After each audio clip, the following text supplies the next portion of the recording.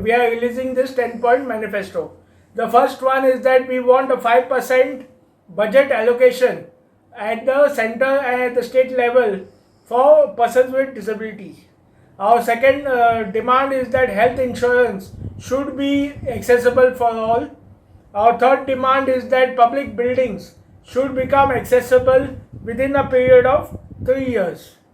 Where fourth point, social security is concerned, we want one nation, one pension of 5,000 rupees per month for every disabled person. Coming to the social political inclusion, which is our fifth point, we want a nomination in the Rajya Sabha for a person with disability and a 5% reservation at state level and at all levels. 5% reservation at the state level, the legislative assembly, as well as at the panchayat level. Okay. Then coming to sports, we want accessible and inclusive sports infrastructure for para-athletes across the country. So these are a part of the 10-point demand that we are putting, which is a part of the manifesto, and we are putting it to all the political parties.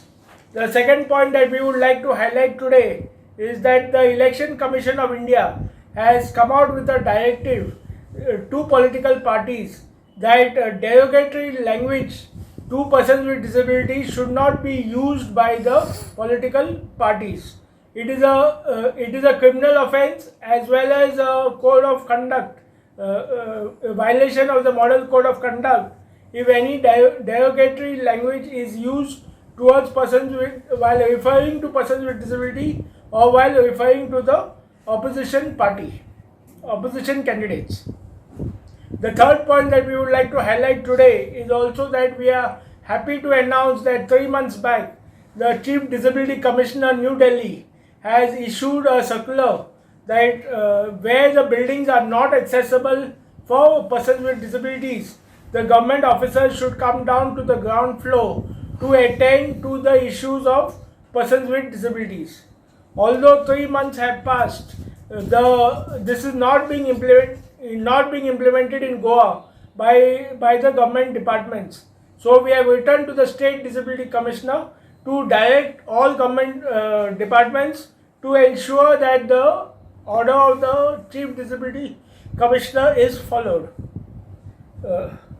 Next, we would like to highlight that, as you know, it's mandatory for new buildings to be accessible for persons with disabilities. But unfortunately, many government buildings are coming up which are not accessible for persons with disabilities.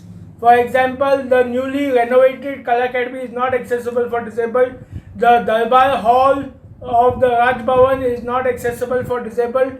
The panchayat halls of Goavalya Panchayat, Rais Magus Panchayat are also not accessible for persons with disabilities. Also, it is seen that the Urban Health Center in Panjim, they have constructed a ramp which is not as per the laid down standards.